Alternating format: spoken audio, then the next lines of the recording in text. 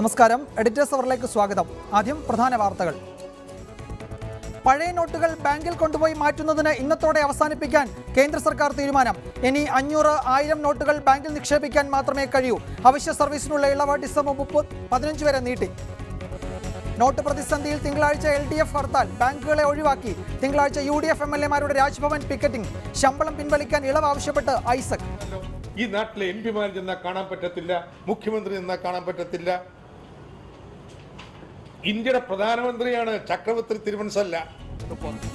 സഹകരണ ബാങ്കിലെ നിക്ഷേപം പിൻവലിക്കാൻ അനുമതി തേടി മോദിക്ക് മുഖ്യമന്ത്രിയുടെ കത്ത്.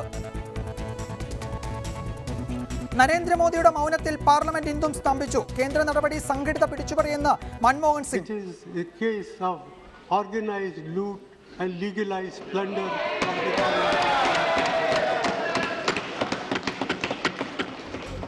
നോട്ട് അസാധുവാക്കലിലൂടെ ഭീകരരുടെ സാമ്പത്തിക ശൃംഖല തകർത്തുവെന്ന് കേന്ദ്രം.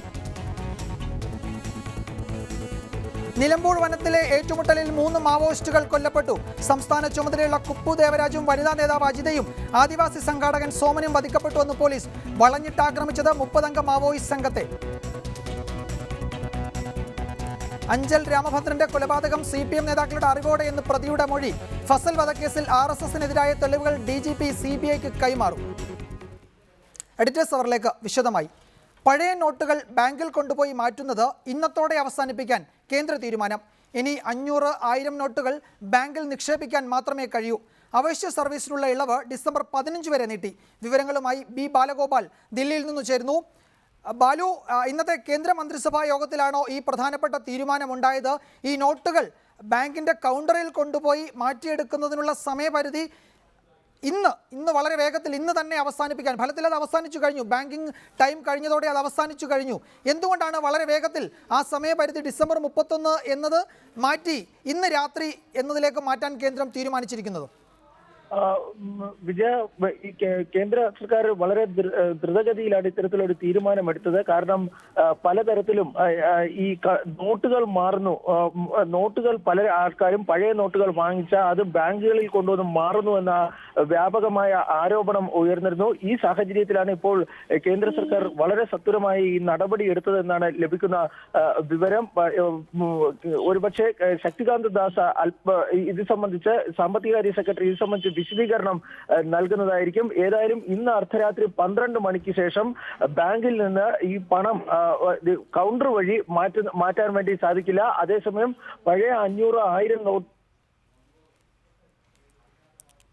വളരെ പ്രധാനപ്പെട്ട ഒരു വിവരം കൂടിയാണ് ഈ ഘട്ടത്തിൽ പുറത്തു വരുന്നത്. പഴയ നോട്ടുകൾ ബാങ്കിൻ്റെ കൗണ്ടറിൽ കൊണ്ടുപോയി മാറ്റിയെടുക്കുന്നതിനുള്ള സമയപരിധി ഇന്ന് ഫലത്തിൽ അവസാനിച്ചു കഴിഞ്ഞു. ഇന്ന് 12 മണിക്ക് മുമ്പ് ആ നടപടികൾ പൂർത്തിയാക്കുവാനാണ് ഇപ്പോൾ കേന്ദ്ര സർക്കാർ തീരുമാനിച്ചത്. നേരത്തെ ഡിസംബർ 31 വരെ അതിനുള്ള സമയമുണ്ടായിരുന്നു. എന്നാൽ അത് ഇന്ന് അവസാനിപ്പിക്കുകയാണെന്ന് കേന്ദ്ര സർക്കാർ അറിയിച്ചിരിക്കുന്നു. എന്നാൽ അവശ്യ സർവീസുകൾക്കുള്ള ഇളവ് ഈ ഡിസംബർ 15 വരെ തുടരുകയും ചെയ്യും. B. ബാലഗോപാൽ തുടരുന്നു. ബാലു, തുടരാം.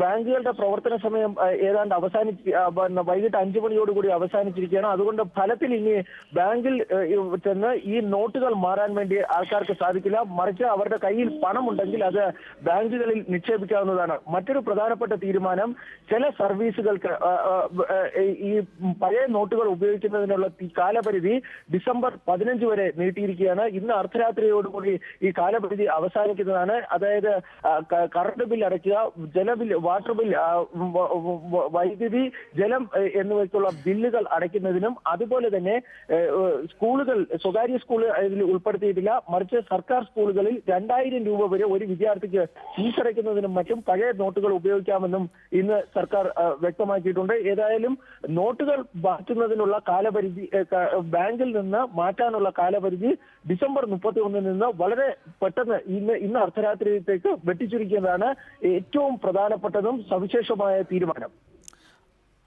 B. ബാലഗോപാൽ ദില്ലിയിൽ നിന്നാണ് വിശദാംശങ്ങൾ നൽകിയത്. കേന്ദ്ര സർക്കാർ നോട്ട് അസാധുവാക്കൽ പ്രക്രിയ തുടങ്ങിയതിനു ശേഷം കൈക്കൊള്ളുന്ന വളരെ പ്രധാനപ്പെട്ട രണ്ടാമത്തെ തീരുമാനമാണ് ഇപ്പോൾ പ്രഖ്യാപിച്ചിരിക്കുന്നത്.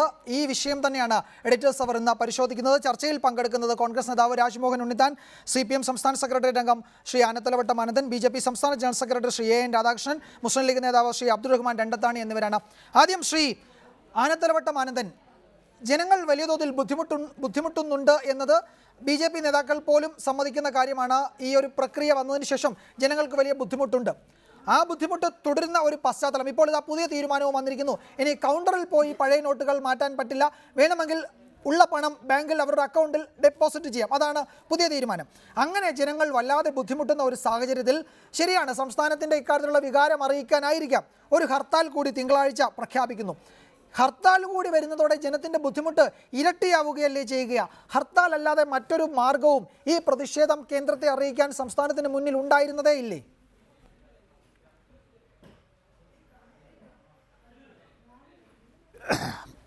ഈ നോട്ട് പ്രതിസന്ധി ഉണ്ടായതിനു ശേഷം ജനങ്ങൾ അനുഭവിക്കുന്ന ദുരിതത്തെക്കുറിച്ച് വല്ല ധാരണയും ഉണ്ടെങ്കിൽ ഗവൺമെൻറ് ഇത് ഇന്നുണ്ടാക്കിയിരിക്കുന്ന റെസ്ട്രിക്ഷൻസ് പിൻവലിക്കുമായിരുന്നു. പക്ഷേ ഗവൺമെൻറ് കുറേ ആളുകൾ വോട്ട് ചെയ്ത് മോഡിയെ അധികാരത്തിൽ കൊണ്ടുപോയി. അതിനെ ഇങ്ങനെ ശിക്ഷിക്കാമോ?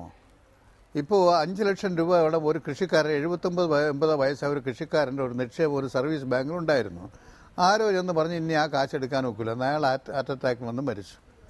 പണി ചെയ്യുന്ന തൊഴിലാളിക്ക് തൊഴിൽ ചെയ്തതിന് ശേഷം കൂലി കിട്ടുന്നില്ല. എൻ്റെ 10 രൂപ ഉണ്ട്, എൻ്റെ 500 രൂപയുണ്ട്, അത് ഞാനൊരു സംഘത്തിൽ കൊണ്ടിട്ടിരുന്നാൽ എൻ്റെ കാശ് എടുക്കാൻ ഒക്കില്ലെന്ന് പറയാൻ ഈ ഭൂമുഖത്ത് ആർക്കാ അധികാരം, അവകാശം? ലോകത്ത് ഏതെങ്കിലും ഒരു രാജ്യത്ത് ഏതെങ്കിലും കറൻസി ഇതേപോലെ നിരോധിച്ചതായിട്ട് അസാധുവാക്കി പ്രഖ്യാപിച്ച ഒരു ചരിത്രമുണ്ടോ? ഈ ഇന്ത്യ മഹാരാജ്യത്ത് ശ്രീ നരേന്ദ്രമോദി ചേരുന്ന ലോകത്തെ ഏറ്റവും വലിയ ജനസംഖ്യയിലുള്ള ഒരു രാജ്യമാണ് ഇന്ത്യ. ഇന്ത്യയിലെ ജനങ്ങൾ മുഴുവൻ ബാങ്ക് അക്കൗണ്ട് ഉള്ളവരാ. ബാങ്ക് അക്കൗണ്ട് ഇല്ലാത്തവരെങ്ങനെയാണ് ഇന്നിപ്പോൾ അർദ്ധരാത്രി ഇന്നിപ്പോൾ പറഞ്ഞിരിക്കുകയാണ്, ഇനി ആരുടെയെങ്കിലും കയ്യിൽ 1000 500 രൂപ ഇരിക്കുകയാണെങ്കിൽ അത് മാറാൻ ഒക്കില്ല. എന്തിനാണ് ഇങ്ങനെ ആളുടെ പീഡിപ്പിക്കുന്നത്? മനുഷ്യർ ഇവിടെ കേരളത്തിലെ വികാരം ചെറുതൊന്നുമല്ല. നമ്മുടെ കേരളങ്ങളിൽ മുഴുവൻ 3 കോടി ചില്ലുവാനും ജനങ്ങൾ 30 ലക്ഷം ജനങ്ങളാണുള്ളത്. 3 കോടി ആളുകൾ സഹകരണ സംഘങ്ങളുടെ അംഗങ്ങളാണ്. കേരളത്തിലെ സഹകരണ പ്രസ്ഥാനവും ജനങ്ങളുമായി അഭേദ്യമായ ബന്ധമുണ്ട്. ഒരു കുഞ്ഞ് പിറന്നാൽ ആ കുഞ്ഞിൻ്റെ പേരിൽ അപ്പം തന്നെ മൈനർ അക്കൗണ്ട് എന്ന് പറഞ്ഞ് കൊണ്ട് രക്ഷിതാക്കൾ പൈസ ഇടുകയാണ്. അത് വളർന്നു വരവ് ഓരോ കിട്ടുന്ന ചില്ലറകളെല്ലാം അവരുടെ മൈനറിൻ്റെ പെട്ടിയിൽ കൊണ്ടിട്ട് നിക്ഷേപിച്ച് സംഘത്തിൽ സ്വരൂപിക്കും.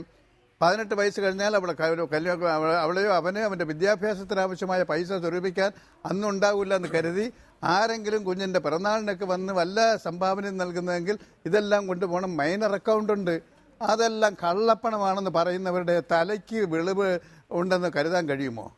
ഇതൊക്കെ കള്ളപ്പണം കണ്ടുപിടിക്കാൻ ആർജവമുള്ള ഒരു ഗവൺമെൻറ് പരിശ്രമിക്കണം. 25 ലക്ഷം കോടി രൂപയുടെ കള്ളപ്പണം വിദേശത്തുണ്ട്. അത് ഞാൻ അധികാരത്തിൽ വന്നാൽ 50 ദിവസത്തിനകത്ത് മാറ്റിയെടുത്ത് എല്ലാവരുടെയും അക്കൗണ്ടിൽ 15 ലക്ഷം രൂപ വീതം വിടുമെന്ന് പറഞ്ഞ പൊളിഞ്ഞുപോയ ആ വാഗ്ദാനം ജനങ്ങളുടെ മനസ്സിൽ നിന്ന് മാറ്റിക്കൊണ്ടുവരാനല്ലേ ഇപ്പോൾ കള്ളപ്പണം വേട്ട എന്ന് പറയുന്നത്? കള്ളപ്പണം ആരാ സൂക്ഷിക്കുന്ന? ഓട്ടോറിക്ഷ ഓടിക്കുന്നവനും ചുമടെടുക്കുന്നവനും കശുവണ്ടി തൊഴിലാളിയും കയർ തൊഴിലാളിയുടെ കയ്യിലാണ് കള്ളപ്പണം. ഈ സർവീസ് സഹകരണ സംഘങ്ങളിലൊക്കെ പാവങ്ങൾ കൊണ്ടുപോയി സ്വരൂപിച്ചിട്ടിരിക്കുന്ന ആ നിധി, അവരുടെ ആ നിക്ഷേപമാണോ കള്ളപ്പണം? കള്ളപ്പണം കണ്ടുപിടിക്കാനുള്ള കഴിവില്ലായ്മ, നട്ടല്ലില്ലായ്മ, കള്ളപ്പണക്കാരെ മുഴുവൻ സംരക്ഷിച്ചിട്ട് അതിനെ പാവങ്ങളുടെ മുതുകിൽ കുതിര കയറുകയല്ലേ ഇപ്പം ചെയ്തുകൊണ്ടിരിക്കുന്നത്? ഏതെങ്കിലും ഒരു രാജ്യം ഇങ്ങനെ ജനങ്ങളെ പീഡിപ്പിക്കുമോ? ശരിയാണ്. അക്കാര്യത്തിലുള്ള CPM-ന്റെ വിമർശനമാണ് താങ്കൾ ഈ ഘട്ടത്തിലും ഉന്നയിക്കുന്നത്. ഞാൻ താങ്കളിലേക്ക് വരാം. ശ്രീ രാജ്മോഹൻ ഉണ്ണിത്താൻ, ഇവിടെ ഇപ്പോൾ തിങ്കളാഴ്ച ഹർത്താൽ ആഹ്വാനം ചെയ്തിരിക്കുന്നു LDF. സാധാരണ ഈ വിഷയത്തിൽ യോജിച്ച് സമരം നടത്തുക എന്നൊരാശയം ഉണ്ടായിരുന്നു നിയമസഭയ്ക്കുള്ളിൽ. ഇതിൽ ഉണ്ടായ പ്രതിഷേധത്തിന് കോൺഗ്രസും അല്ലെങ്കിൽ ഭരണ പ്രതിപക്ഷ മുന്നണികൾ ഒരുമിച്ചാണ് ആ പ്രതിഷേധത്തിൽ പങ്കെടുത്തത്. സഭയ്ക്ക് പുറത്ത് എങ്ങനെ സമരം നടത്തണം എന്നതിനെ പറ്റി ആലോചിക്കുന്നുമുണ്ട്. ഹർത്താൽ ആഹ്വാനം ചെയ്യുന്നതിനോട് താല്പര്യമില്ല, ജനങ്ങളെ ബുദ്ധിമുട്ടിക്കുമെന്നാണ് KPCC പ്രസിഡന്റും പ്രതിപക്ഷ നേതാവും ദില്ലിയിൽ പറഞ്ഞത്. ഇനിയിപ്പോൾ ഹർത്താൽ മാറ്റിവെക്കാം. എന്തുകൊണ്ടാണ് കേരളത്തിൽ ഒരു ശക്തമായ സമരം രൂപപ്പെടുത്തിക്കൊണ്ടുവരാൻ കോൺഗ്രസ് മുൻകൈ എടുക്കാത്തത്? ഇപ്പോൾ RBIക്ക് മുന്നിൽ ഇടതുമുന്നണിയുടെ സമരം നടന്നു, അതിനുശേഷം ഇപ്പോൾ ഹർത്താൽ വരുന്നു. ഇനിയിപ്പോൾ ഈ സമരം കൂടുതൽ വ്യാപിപ്പിക്കണം. സർവകക്ഷി സംഘത്തെ പ്രധാനമന്ത്രി കാണാനേ തയ്യാറാവുന്നില്ല. കേരളത്തിൻ്റെ പ്രതിഷേധം അറിയിക്കുകയും വേണം. എന്തുകൊണ്ടാണ് കോൺഗ്രസ്, ഇപ്പോൾ ദേശീയ തലത്തിലാണെങ്കിലും കോൺഗ്രസ് ആണല്ലോ ഈ പ്രക്ഷോഭത്തിന് മുൻകൈ എടുക്കേണ്ടത്, അങ്ങനെ കേരളത്തിലെ ഈ സഹകരണ മേഖലയിലെ പ്രശ്നങ്ങളോ ജനങ്ങളുടെ പ്രശ്നങ്ങളും ഒക്കെ ഉയർത്തിക്കൊണ്ടുവന്ന് കോൺഗ്രസ് ഒരു പ്രക്ഷോഭത്തിന് നേതൃത്വം കൊടുക്കാൻ ഇനിയും താമസിക്കുന്നത് എന്തുകൊണ്ടാണ് ശ്രീ രാജ്മോഹൻ ഉണ്ണിത്താൻ?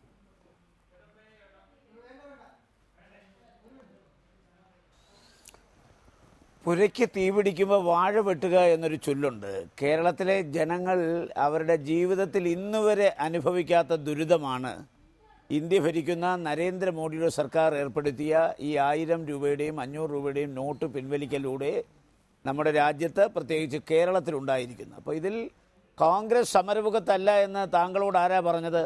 UDF ആദ്യമായിട്ട് നമുക്കറിയാം കരിദിനം ആചരിച്ചിട്ടുണ്ട്. അതിനുശേഷം കോൺഗ്രസിൻ്റെ ആഭിമുഖ്യത്തിൽ കേരളത്തിലെ 14 ജില്ലകളിലും കേന്ദ്ര ഗവൺമെൻറ് സ്ഥാപനങ്ങളിടയിൽ മാർച്ച് നടത്തിയിട്ടുണ്ട്. തിരുവനന്തപുരത്ത് KPCC പ്രസിഡന്റ് നേരിട്ട് നേതൃത്വം കൊടുത്ത് രാജ്ഭവൻ മാർച്ച് നടത്തിയിട്ടുണ്ട്. മാത്രമല്ല മുഖ്യമന്ത്രിയെ അങ്ങോട്ട് പോയി കണ്ട് പ്രതിപക്ഷ നേതാവും അതുപോലെ തന്നെ മുൻ മുഖ്യമന്ത്രിയും കുറേ നിർദ്ദേശങ്ങൾ സമർപ്പിച്ചു. അതിലൊന്നാണ് നിയമസഭയുടെ സമ്മേളനം അടിയന്തരമായി വിളിച്ചുകൂട്ടി ഏകകണ്ഠമായ ഒരു പ്രമേയം പാസ്സാക്കണം. അതിൻ്റെ അവർ പോയി കണ്ട് ചർച്ച നടത്തിയതിൻ്റെ തീരുമാനത്തിൻ്റെ അടിസ്ഥാനത്തിലാണ് സർവകക്ഷി യോഗം പോകാൻ തീരുമാനിച്ചത്. എല്ലാ പാർട്ടിയുടെയും പാർലമെൻറ്റ് അംഗങ്ങൾ പ്രധാനമന്ത്രിയെയും ധനകാര്യമന്ത്രിയെയും കണ്ട് കാര്യങ്ങൾ വിശദീകരിക്കണമെന്ന് തീരുമാനമെടുത്ത അതിൻ്റെ പശ്ചാത്തലത്തിലാണ്. അപ്പോൾ സംയുക്തമായി തെരുവിലിറങ്ങി സമരം ചെയ്യുന്ന ഒഴിച്ചാൽ ബാക്കി എല്ലാ കാര്യത്തിലും കേരളത്തിലെ ഗവൺമെൻറ്റിന് സകല പിന്തുണയും കൊടുക്കുകയും അവരുമായി സഹകരിച്ച് മുന്നോട്ട് പോവുകയും ചെയ്യണമെന്നുള്ളതായിരുന്നു നമ്മുടെ തീരുമാനം. പക്ഷേ ഇവിടെ ഒരു കാര്യം ഞാൻ പറയാം. ഇപ്പം ജനങ്ങൾ വാണിജ്യ വ്യാപാര മേഖലകളൊക്കെ തകർന്നു. കേരളത്തിൻ്റെ സമ്പദ്ഘടന ഇത്രയേറെ പ്രതിസന്ധിയെ നേരിട്ടൊരു കാലമില്ല. അപ്പം ജനങ്ങൾ പിന്നെ സുപ്രീം കോടതിയോടും പറഞ്ഞിരിക്കുന്നു രാജ്യം അരാജകത്വത്തിലേക്ക് നിന്നു, ജനങ്ങൾ ആയുധമെടുത്തൊരു കലാപത്തിന് നേതൃത്വം കൊടുത്താൽ അത്ഭുതപ്പെടേണ്ട കാര്യമില്ല എന്ന് സുപ്രീം കോടതി പോലും പറഞ്ഞിരിക്കുന്ന ഈ വേളയിൽ കൂടുതൽ ജനങ്ങളെ ബുദ്ധിമുട്ടിക്കാൻ കോൺഗ്രസിന് താല്പര്യമില്ല. ഇവിടെ ഇപ്പോൾ നടക്കുന്നത് ഈ ഒരു പ്രത്യേക സാഹചര്യം മുതലാക്കാൻ ചില ആളുകൾ ശ്രമിക്കുകയാണ്. ഞാൻ മുമ്പേ എന്ന് പറഞ്ഞുകൊണ്ട് ഞങ്ങളാണ് ഈ സമരത്തിന് നേതൃത്വം കൊടുത്തത്, ഞങ്ങളാണ് ജനങ്ങളുടെ വികാരം ഏറ്റെടുത്തത് എന്ന്, ഇതിനൊക്കെ മലയാള ഭാഷയിൽ മുതലക്കണ്ണീരെന്ന് പറയാം. അപ്പോൾ അങ്ങനെ ഒരു സമീപനം ഒരിക്കലും കോൺഗ്രസിനില്ല. കോൺഗ്രസിനെ സംബന്ധിച്ചിടത്തോളം ചങ്ങമ്പുഴ പാടിയതുപോലെ കപടലോകത്തിൽ ആത്മാർത്ഥമായ ഒരു ഹൃദയമുണ്ടായതാണ് പരാജയമെന്ന് പറഞ്ഞവർക്ക് കാപട്യം നിറഞ്ഞ ഈ ലോകത്ത് ജനങ്ങളെ സ്നേഹിക്കാനും സേവിക്കാനും കഴിയുന്നൊരു ഹൃദയം കോൺഗ്രസ് പാർട്ടിക്കുള്ളത് കൊണ്ടാണ് ജനവികാരം മനസ്സിലാക്കിക്കൊണ്ട് ബുദ്ധിമുട്ടിക്കൊണ്ടിരിക്കുന്ന ജനങ്ങളെ വീണ്ടും കൂടുതൽ നരകയാതനയിലേക്ക് പറഞ്ഞു വിടാതിരിക്കാൻ ഹർത്താൽ ഒഴിച്ച് മറ്റ് സമരമാർഗങ്ങളെക്കുറിച്ച് കോൺഗ്രസ് ആലോചിക്കുന്നത്. അന്ന് രാജ്ഭവൻ്റെ മുമ്പിൽ ഒരു പിക്കറ്റിംഗ് നടത്താൻ തീരുമാനിച്ചിട്ടുണ്ട്. തെരഞ്ഞെടുക്കപ്പെട്ട ജനപ്രതിനിധികളെ വെച്ചുകൊണ്ട് കോൺഗ്രസ് പാർട്ടി അത് ഒരു പ്രതീകാത്മകമായ ഒരു സമരമാണ്. കാര്യം കേരളത്തിലെ കോൺഗ്രസ് പാർട്ടിയെ വോട്ട് ചെയ്ത് തെരഞ്ഞെടുത്ത ആളുകളെ സംഘടിപ്പിച്ചുകൊണ്ട് പിക്കറ്റിംഗ് സംഘടിപ്പിക്കുന്നു. അതുകൊണ്ട് കോൺഗ്രസ് അതിശക്തമായി കേന്ദ്ര ഗവൺമെൻറ് സമീപനത്തിനെതിരെ സമരരംഗത്താണ്. അതുകൊണ്ട് ഹർത്താലിനോട് ഞങ്ങൾക്ക് യോജിപ്പില്ല, ബാക്കി എല്ലാ കാര്യത്തിലും യോജിച്ചു പോകും.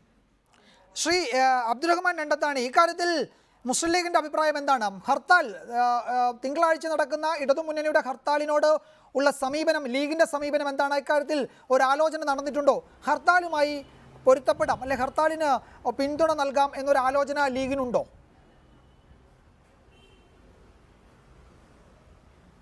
അല്ല, ഒന്ന് ഈ നോട്ട് മാറ്റവുമായി ബന്ധപ്പെട്ടുകൊണ്ട് കേരളത്തിൽ ഇന്ത്യ രാജ്യത്തുണ്ടായത് തുടർച്ചയായ ഗീബൽസ്യൻ നുണയുടെ ഒരു വലിയ തുടക്കമാണ്. കാരണം ഒരു സർക്കാർ ഒരു മുന്നൊരുക്കവുമില്ലാതെ നോട്ട് മാറ്റാനിറങ്ങുക, എന്നിട്ട് സാധാരണക്കാരായ ആളുകൾ ബുദ്ധിമുട്ടിയതിനപ്പുറം ഇന്ന് ഈ പ്രയാസങ്ങളൊക്കെ സഹിക്കുമ്പോൾ ആ പ്രയാസങ്ങൾക്ക് പരിഹാരമുണ്ടാക്കാനല്ല സർക്കാർ ശ്രമിക്കുന്നത്. ഇന്ന് താൻ ചെയ്ത ആ ഭംഗത്തരത്തിന് ജനകീയ പിന്തുണയുണ്ടായിരുന്നു എന്ന് ആപ്പിലൂടെ തെളിയിക്കപ്പെട്ടിരിക്കുന്നു എന്ന് ജനങ്ങളോട് പറയുന്ന പ്രധാനമന്ത്രിയാണ് കാണുന്നത്. എത്ര വലിയ അല്പത്തരമാണിത്! ഇന്ത്യ രാജ്യത്തെ പോലെയുള്ള ഒരു രാജ്യത്ത് നമ്മുടെ ഗ്രാമങ്ങളിൽ എത്ര പേർ ആപ്പ് ഉപയോഗിക്കും? പ്രധാനമന്ത്രിയുടെ ആപ്പിൽ നിന്ന് ഡൗൺലോഡ് ചെയ്ത് അതിന് ഉത്തരം നൽകാൻ കഴിയുന്ന എത്ര പാവപ്പെട്ടവൻ ഈ ക്യൂവിൽ നിൽക്കുന്നവരിലുണ്ട്? ഈ രാജ്യത്തിലെ ഏതെങ്കിലും കോർപ്പറേറ്റുകളുടെ വൈറ്റ് കോളേഴ്സിനെ വിളിപ്പിച്ച് അവർ അഭിപ്രായം പറയുന്നത് ഈ രാജ്യത്തെ ജനങ്ങളുടെ അഭിപ്രായമാണ് എന്ന് തെറ്റിദ്ധരിപ്പിച്ച് വീണ്ടും ഗീബൽസിന്റെ നുണപ്രചരണം നടത്താൻ തന്നെയാണ് ഇപ്പോഴും ഈ ഭരണകൂടം ശ്രമിച്ചുകൊണ്ടിരിക്കുന്നത്. ഇത്ര വലിയ ഒരു കാര്യം രാജ്യത്ത് നടക്കുമ്പോൾ, രാജ്യത്തിലെ ജനങ്ങൾ മുഴുവൻ പ്രയാസം അനുഭവിച്ചുകൊണ്ടിരിക്കുമ്പോൾ ഇത് നോക്കി നിൽക്കാൻ ആർക്കും കഴിയില്ല. അതുകൊണ്ട് എന്തുകൊണ്ടാണ് വലിയ പ്രതിഷേധം വരുന്നത്? രാജ്യത്തെ ജനങ്ങളെ മുഴുവൻ പ്രയാസപ്പെടുത്തുകയാണ്. അവരെ ബാങ്കുകളിൽ നിന്ന് പോയാലും ഇനി രക്ഷയില്ലാത്ത പരുവത്തിലേക്ക് എത്തുകയാണ്. കാരണം ഗവൺമെന്റ് വലിയ വിഡ്ഢിത്തരത്തിലാണ് വിട്ടിരിക്കുന്നത്. കാരണം ഒരു രാജ്യത്തെ ക്രയവിക്രയം ചെയ്യുന്ന കറൻസിയുടെ 84% പിൻവലിച്ച് അവസാനം ATM കൗണ്ടറിലേക്ക് പോലും ഉപയോഗിക്കാൻ കഴിയാത്ത വിധമുള്ള കുറഞ്ഞ ശതമാനം നോട്ട് അച്ചടിച്ച് ഈ രാജ്യത്തിലെ ജനങ്ങളെ പെരുവഴിയിലാക്കിയിട്ട് ഈ ഗവൺമെന്റിന് എന്ത് ലക്ഷ്യമാണുള്ളത്? അതുകൊണ്ട് തന്നെ ഇത് ഒരു രാജ്യത്തുമില്ലാത്ത, ഒരു ലോകത്തിലെ പൗരന്മാർക്ക് സ്വന്തം അക്കൗണ്ടിൽ നിക്ഷേപിച്ച പണം പിൻവലിക്കാൻ കഴിയാത്ത ഈ ലോകത്തിലെ ആദ്യത്തെ രാജ്യം എന്നത് ഇന്ത്യ രാജ്യത്തിന് ഈ ദുഷ്പേരുണ്ടാക്കി കൊടുത്തു എന്നതാണ് ഇതുകൊണ്ടുണ്ടായത്. ഇതിനെതിരെ ജനകീയ പ്രക്ഷോഭം ഉണ്ടാകും. ഇവിടെ ഹർത്താൽ നടക്കുന്നു. ഇടതുപക്ഷ മുന്നണി ഹർത്താലിന് ആഹ്വാനം ചെയ്യുമ്പോൾ ഞങ്ങൾക്ക് ഐക്യ ജനാധിപത്യ മുന്നണിയുടെ വിഷയം ഇന്ത്യൻ യൂണിയൻ മുസ്ലിം ലീഗിന് എടുക്കേണ്ട അതിന്റെ സമീപനം എന്നത് ഞങ്ങൾ പൊതുവെ ഹർത്താൽ എന്ന് പറയുന്നത് ജനങ്ങളെ പ്രയാസപ്പെടുത്തുന്ന ഒന്നായി മാറുമോ എന്ന് ഞങ്ങൾ കരുതുകയാണ്. അതുകൊണ്ട് തന്നെ താത്വികമായി ഞങ്ങൾക്ക് ഈ വിഷയത്തോട് ഞങ്ങൾക്ക് യോജിപ്പുണ്ട്. ഈ ജനകീയ വികാരം ഒന്നിച്ച് പ്രകടിപ്പിക്കേണ്ടതുണ്ട്. പക്ഷേ ഹർത്താലിനോട് യോജിക്കാൻ കഴിയില്ലെങ്കിലും ഐക്യ ജനാധിപത്യ മുന്നണിയുടെ MLA-മാര്, ജനപ്രതിനിധികൾ അറസ്റ്റ് വരിച്ചുകൊണ്ട് തന്നെ പ്രധാനമന്ത്രിയുടെ മുമ്പിൽ ഈ പ്രതിഷേധം എത്തിക്കണമെന്നതാണ് ഞങ്ങൾ എടുത്തിരിക്കുന്ന സമീപനം. അതാണ് അക്കാര്യത്തിൽ UDF-ന്റെ പൊതു നിലപാടിനൊപ്പം നിൽക്കും എന്നാണ് താങ്കൾ വിശദീകരിക്കുന്നത്. ഞാൻ വരാം. ശ്രീ AN രാധാകൃഷ്ണൻ, ഇപ്പോൾ ഓരോ തീരുമാനങ്ങൾ ഈ പ്രഖ്യാപനം ഉണ്ടായതിനു ശേഷം വന്ന തീരുമാനങ്ങളൊക്കെ ജനങ്ങളെ കൂടുതൽ ബുദ്ധിമുട്ടിലേക്ക് തള്ളിവിടുകയാണ്. ഇപ്പോൾ ഇന്ന് വന്നിരിക്കുന്ന തീരുമാനം, ഇനി 500,000 നോട്ടുകൾ ബാങ്കിൽ അക്കൗണ്ടിൽ ഇടുക മാത്രമേ നടക്കുകയുള്ളൂ. അക്കൗണ്ട് പല ബാങ്കുകളും പുതുതായി അക്കൗണ്ട് തുടങ്ങാൻ അനുവദിക്കുന്നില്ല എന്നത് ഇപ്പോൾ നമ്മുടെ സ്റ്റുഡിയോയിലെ ലാൻഡ് ഫോണിലേക്ക് ആളുകൾ വിളിച്ചു പറയുക. അങ്ങനെയുള്ളവർ എന്ത് ചെയ്യണമെന്ന് കൂടി ചർച്ചയിൽ പങ്കെടുക്കുന്നവർ പറഞ്ഞാൽ നന്നായിരുന്നു എന്ന് നിരവധി കോളുകൾ വന്നുകൊണ്ടിരിക്കുന്നു എന്ന് എന്നോടിപ്പോൾ അവിടെ നിന്ന് നമ്മുടെ PCR നിന്ന് പറഞ്ഞുകൊണ്ടിരിക്കുന്നു. ജനങ്ങൾ വലിയ തോതിൽ ബുദ്ധിമുട്ടുകയാണ്. എന്തുകൊണ്ടാണ് ഈ ജനവികാരം മനസ്സിലാക്കാൻ കേന്ദ്ര സർക്കാർ തയ്യാറാകാത്തത്? ജനങ്ങൾ നരേന്ദ്രമോദി സർക്കാർ എടുത്ത തീരുമാനങ്ങളോട് ജനങ്ങൾ അനുകൂലമായ നിലപാടാണ് സ്വീകരിക്കുന്നത്. അതെങ്ങനെ മനസ്സിലായി? ഞാൻ സൂചിപ്പിക്കട്ടെ. രാജ്യത്ത് 2 തരത്തിൽ ഉരുത്തിരിയലാണ് ഉണ്ടാകുന്നത്.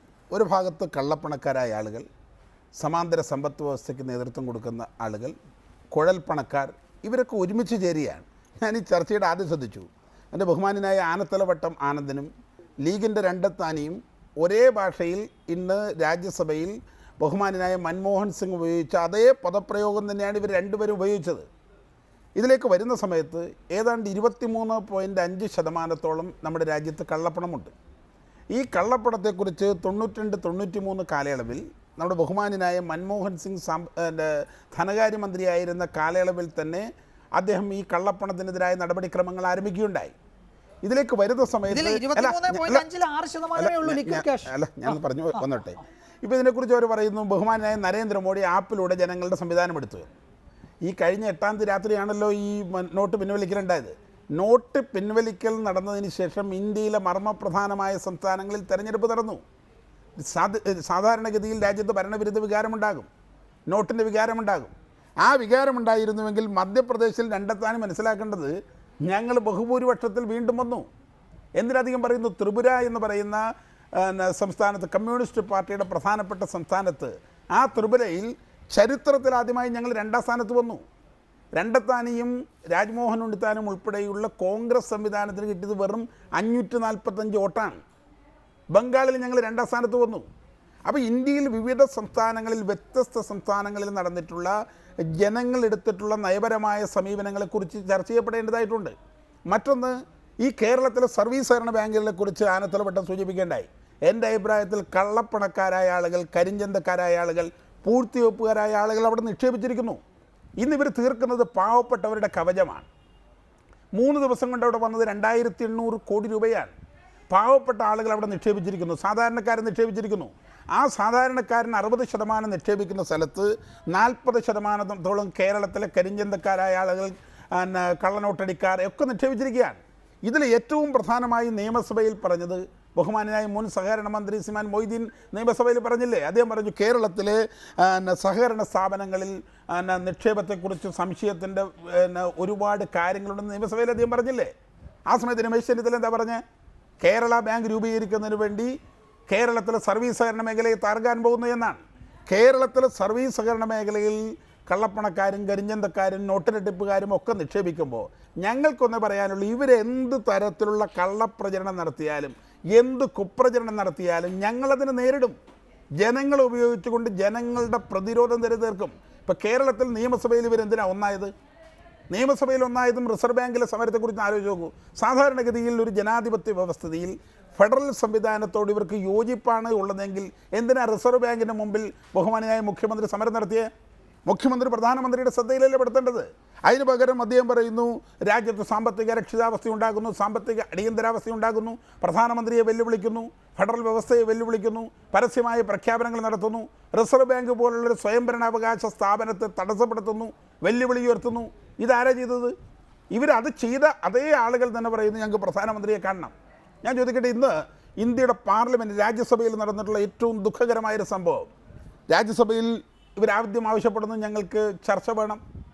ഞങ്ങൾ പറഞ്ഞു അപ്പോൾ നിരൂപാധികമായ ചർച്ചയാണ് ആവശ്യപ്പെട്ടത്. അതിലേക്ക് വരാം, രാജ്യസഭയിലേക്ക് അടുത്ത ഘട്ടത്തിൽ വരാം. ശ്രീ ആനത്തലവട്ടം ആനന്ദൻ, അതാണ് പ്രധാനമന്ത്രിയെ കാണാൻ അദ്ദേഹം അനുമതി കൊടുക്കാതിരുന്നത് പ്രധാനമന്ത്രിയെ വെല്ലുവിളിച്ച് കേരള നിയമസഭ പ്രമേയം പാസാക്കി എന്നതുകൊണ്ടാണ്, RBIയുടെ മുന്നിൽ സമരം നടത്തിയത് കൊണ്ടാണ്. അങ്ങനെ ഞങ്ങളെ വെല്ലുവിളിക്കുകയോ പ്രധാനമന്ത്രിയെ വെല്ലുവിളിക്കുകയോ ഒക്കെ ചെയ്യുന്ന ഒരു മുഖ്യമന്ത്രിയെയോ അവിടെ നിന്നുള്ള മറ്റ് രാഷ്ട്രീയ പാർട്ടി നേതാക്കളെയോ കാണാൻ അദ്ദേഹത്തിന് താല്പര്യമില്ല. അതാണ് അതിൻ്റെ കാരണം. ഇപ്പോൾ അതേ രാധാകൃഷ്ണൻ വിശദീകരിക്കുകയും ചെയ്തു.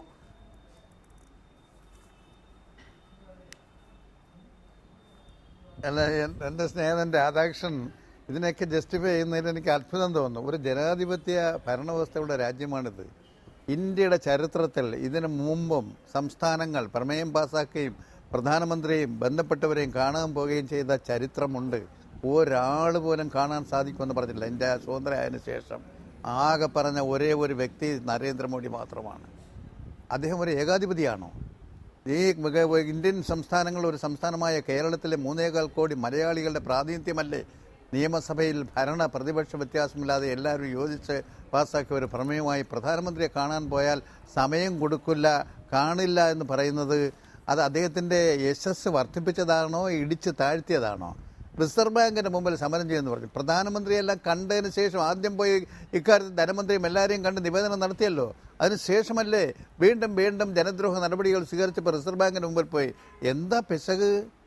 ഞാൻ ചോദിക്കട്ടെ, ഇന്ത്യയുടെ പ്രധാനമന്ത്രി എന്തുകൊണ്ടാണ് ഇത്രയും ജനങ്ങൾ ദുരിതം അനുഭവിക്കുന്ന ഇതേപോലെ നടപടി സ്വീകരിച്ചതിന് ശേഷം രാജ്യവ്യാപകമായി പ്രതിഷേധം ഉയർന്നു വന്നിട്ട് പാർലമെൻറ്റിൽ വന്ന് അദ്ദേഹം എടുത്ത ഈ നിലപാടുകളെ ന്യായീകരിക്കാൻ തയ്യാറാവാത്തത്?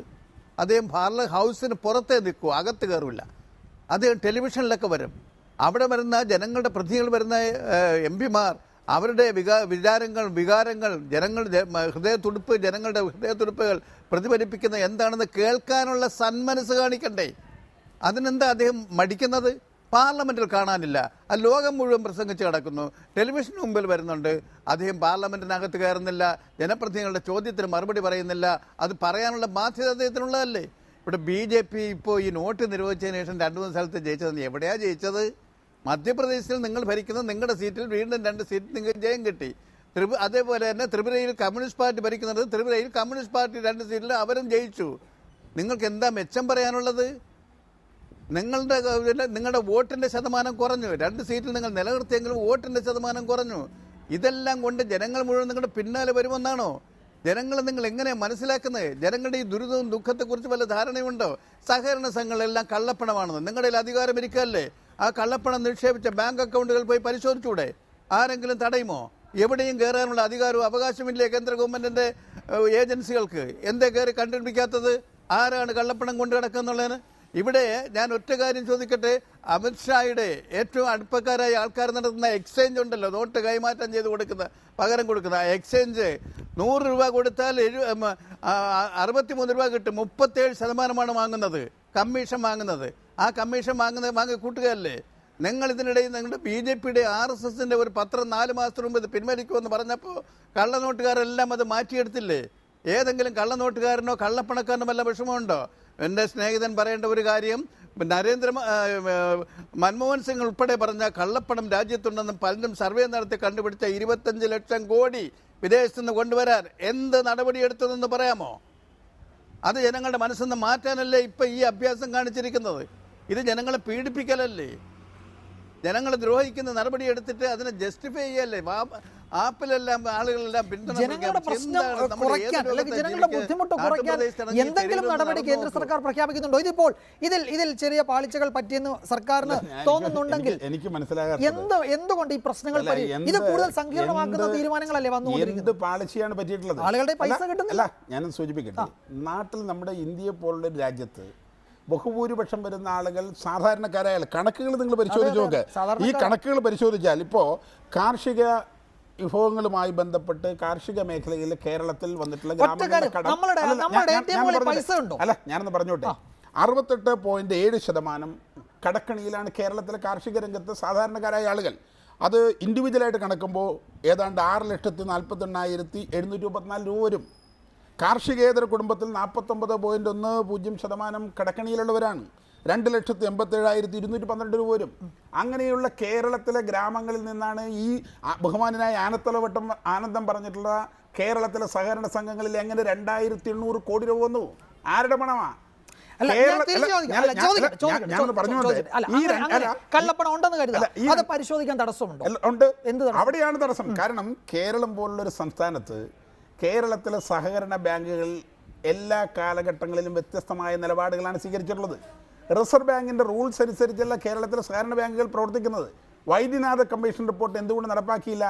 അത് നടപ്പാക്കിയിരുന്നുവെങ്കിൽ കേരളത്തിലെ സഹകരണ ബാങ്കുകളിൽ ഇന്ന് നടന്നുകൊണ്ടിരിക്കുന്ന കള്ളപ്രചരണം അല്ലെങ്കിൽ കള്ള നോട്ടുകൾ, കള്ള സംവിധാനങ്ങൾ, ഈ കുഴൽപ്പണം ഇതൊക്കെ വരില്ലായിരുന്നു. ഇപ്പോൾ ഒരു കാര്യം പരിശോധിക്കേണ്ടത്, ഒരു സമാന്തര സമ്പദ് വ്യവസ്ഥയിലെ കേരളത്തിലൊരു സാധാരണ സഹകരണ ബാങ്കിലെ നിക്ഷേപം 1000 കോടി രൂപയാണ് കോഴിക്കോട്. അത് അന്വേഷണം നടത്തുന്നത് ആരാ? ഏത് തരത്തിലുള്ള ഉദ്യോഗസ്ഥനാ? ഒരു വെറും ഗ്രാജുവേഷൻ കഴിഞ്ഞ ഒരാളാണ് അതിൻ്റെ പരിശോധനയ്ക്ക് വിധേയമാക്കുന്നത്. വൈദ്യനാഥ കമ്മീഷൻ റിപ്പോർട്ട് നടപ്പിലാക്കി. സംസ്ഥാന മുഖ്യമന്ത്രി നിയമസഭയിൽ പറഞ്ഞു കള്ളപ്പണം ഉണ്ടോ പരിശോധിക്കാം, ഏത് പരിശോധനയ്ക്കും സർക്കാർ തയ്യാറാണ്, ഏത് സർക്കാർ ഏജൻസിക്കും പരിശോധിക്കാം. ഇപ്പോൾ കേന്ദ്രത്തിൽ ഭരിക്കുന്ന BJPക്ക് DRI ഉണ്ട്, എൻഫോഴ്സ്മെന്റ് ഡയറക്ടറേറ്റ് ഉണ്ട്, ആദായ നികുതി വകുപ്പുണ്ട്.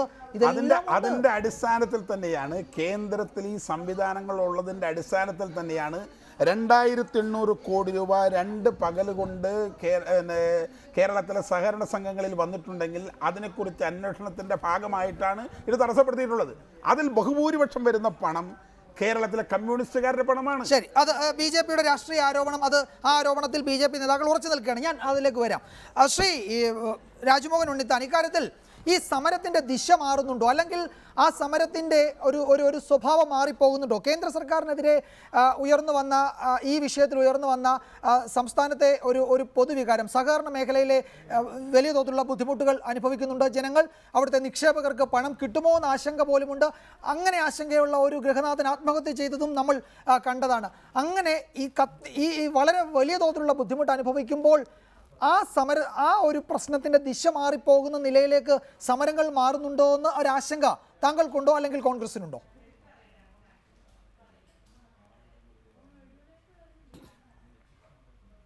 അല്ല, ഇന്ത്യ ഭരിക്കുന്ന ഒരു രാഷ്ട്രീയ പാർട്ടിയുടെ സംസ്ഥാനത്തെ അറിയപ്പെടുന്നൊരു നേതാവ് ഈ പ്രതിസന്ധിയെ എത്ര ലാഘവത്തോടു കൂടിയാണ് ഈ ചാനൽ വന്നിട്ട് ചർച്ച ചെയ്യുന്നത്.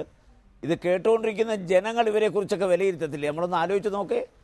ഞാൻ പറഞ്ഞത് 86% നോട്ടുകളാണ് ഈ 1000 രൂപയുടെയും 500 രൂപയുടെയും പിൻവലിച്ചത്. ബാക്കി 14% വെച്ചാണ് കഴിഞ്ഞ കുറേ നാളുകളായി ഇവിടെ ക്രയവിക്രയം നടന്നുകൊണ്ടിരിക്കുന്നത്. ഒന്നുകിൽ നമ്മുടെ രാജ്യത്ത് 2 ലക്ഷം ATMകളുണ്ട്. ആ 2 ലക്ഷം ATMകളിൽ 75,000 ATM പ്രവർത്തിക്കുന്നത്. അവിടെ പണം ഫില്ല് ചെയ്താൽ വൈകുന്നേരം ആകുമ്പോൾ പണം തീരുക, പിന്നെ ഫില്ല് ചെയ്യാൻ പറ്റുന്നില്ല.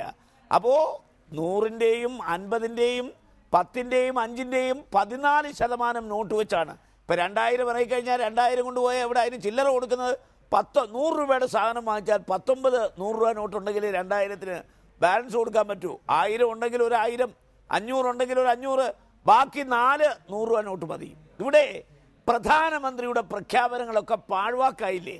അദ്ദേഹം അല്ലേ പറഞ്ഞത് ഈ അടുത്ത മാസം 30-ാം തീയതി വരെ 4000 രൂപ ബാങ്കിൽ കൊണ്ടുചെന്നാൽ എക്സ്ചേഞ്ച് ചെയ്യാൻ പറ്റുമെന്ന്. പിന്നെ അദ്ദേഹം ഒരാഴ്ച കഴിഞ്ഞപ്പോൾ അത് 4500 ആക്കി. ഒറ്റയടിക്ക് 4500 2000 ആക്കി മാറ്റി. പിന്നെ 2000 ഒരു ദിവസം സീനിയർ സിറ്റിസൺ മാത്രമാക്കി. ഇന്നിപ്പോൾ പ്രഖ്യാപനം വന്നിരിക്കുന്നു, 2000 രൂപ ബാങ്കിൽ കൊണ്ടുപോയി എക്സ്ചേഞ്ച് ചെയ്യാനുള്ള അവസരം ഇന്ന് രാത്രി 12 മണിക്ക് അവസാനിക്കുന്നു. ഞാനൊരു കാര്യം ചോദിക്കട്ടെ, എന്താ വെള്ളരിക്ക പട്ടണമാണോ?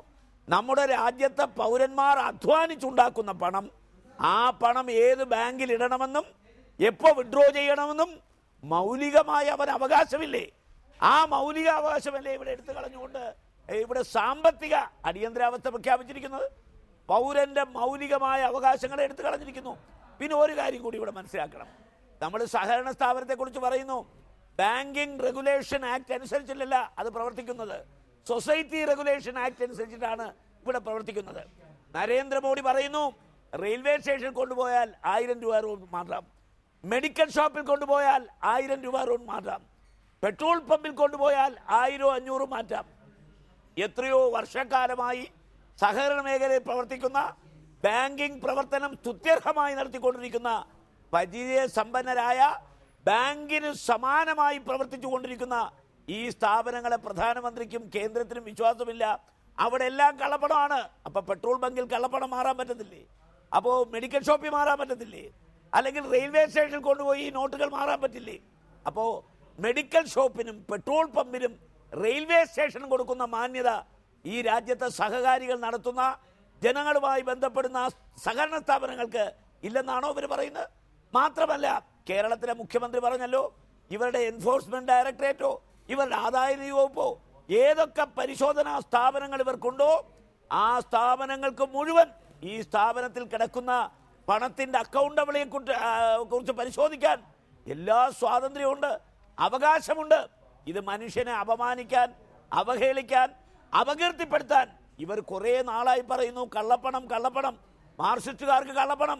പണ്ട് ഇവർ പറഞ്ഞു വിദേശത്ത് കിടക്കുന്ന മുഴുവൻ പണവും സോണിയാഗാന്ധിയുടെയാണ്, രാഹുലിൻ്റെതാണ്, അതുകൊണ്ടാണ് പേരുകൾ പുറത്തെടുക്കാത്തത്.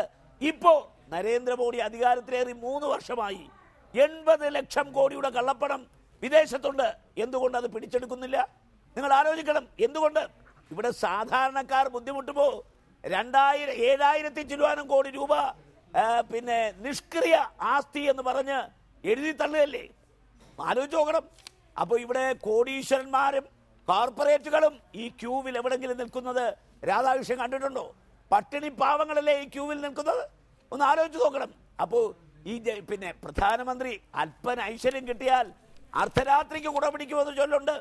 ഇന്ത്യയിലെ ആദ്യത്തെ പ്രധാനമന്ത്രിയല്ല നരേന്ദ്രമോദി. ഇവിടെ വിമോചന സമരം നടന്നില്ലേ?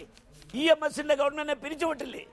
എന്നിട്ട് പോലും ഇന്ത്യയുടെ പ്രധാനമന്ത്രിമാരെ കാണാൻ കമ്മ്യൂണിസ്റ്റുകാർ അവസരം ചോദിച്ചാൽ ഏതെങ്കിലും ഒരു പ്രധാനമന്ത്രി നിശ്ചയിച്ചിട്ടുണ്ടോ? ജവഹർലാൽ എടുക്ക, ഇന്ദിരാഗാന്ധി എടുക്ക, ഇന്ത്യ ഭരിച്ചിട്ടുള്ള വാജ്പേയി അടക്കമുള്ള പ്രധാനമന്ത്രിമാർ. ഇവിടെ കേരളത്തിലെ ജനങ്ങളുടെ വികാരമാണ് ജനാധിപത്യത്തിന്റെ ശ്രീകോവിലായ നിയമസഭയിൽ ഒരു സംയുക്ത പ്രമേയത്തിലൂടെ പാസാക്കിയത്. മുല്ലപ്പെരിയാറിലും അങ്ങനെ ഒരു പ്രമേയം പാസാക്കിയല്ലോ എത്രയോ പ്രാവശ്യം. ഞങ്ങൾ RSSന്റെ നേതാവ് നരേന്ദ്രമോദിയോടല്ല അപ്പോയിന്റ്മെന്റ് ചോദിച്ചത്, ഇന്ത്യയുടെ പ്രധാനമന്ത്രി കസേരയിൽ ഇരിക്കുന്ന നരേന്ദ്രമോദിയോടാണ്. അപ്പോൾ അദ്ദേഹം ആ കസേരയിൽ ഇരിക്കുമ്പോൾ ഉയർന്നു ചിന്തിക്കണം. സംസ്ഥാനത്ത് അദ്ദേഹത്തിനെതിരെ പ്രമേയം പാസാക്കാം, മൈക്കിലൂടെ അദ്ദേഹത്തെ ആക്ഷേപിച്ചേക്കാം. പക്ഷേ കേരളത്തിലെ ജനങ്ങൾക്ക് വേണ്ടി ഒരു ഗവൺമെന്റിന്റെ മുഴുവൻ ആളുകളും അദ്ദേഹത്തെ കാണാൻ ആഗ്രഹം പ്രകടിപ്പിക്കുമ്പോൾ ഇത് ആരുടെയും തറവാട്ട് സ്വത്തല്ല. ഇന്ത്യയുടെ പ്രധാനമന്ത്രി കസേര ജനങ്ങൾ വോട്ട് ചെയ്ത് അധികാരത്തിലെത്തിയ ഒരു പ്രധാനമന്ത്രിയെ ജനങ്ങൾ തിരഞ്ഞെടുത്ത മുഖ്യമന്ത്രിയും രാഷ്ട്രീയ നേതാക്കന്മാരോടാണ് കാണാൻ പോകുന്നത്. അതിൽ രാഷ്ട്രീയമൊന്നുമില്ല. അവിടെ ആലോചിക്കണം.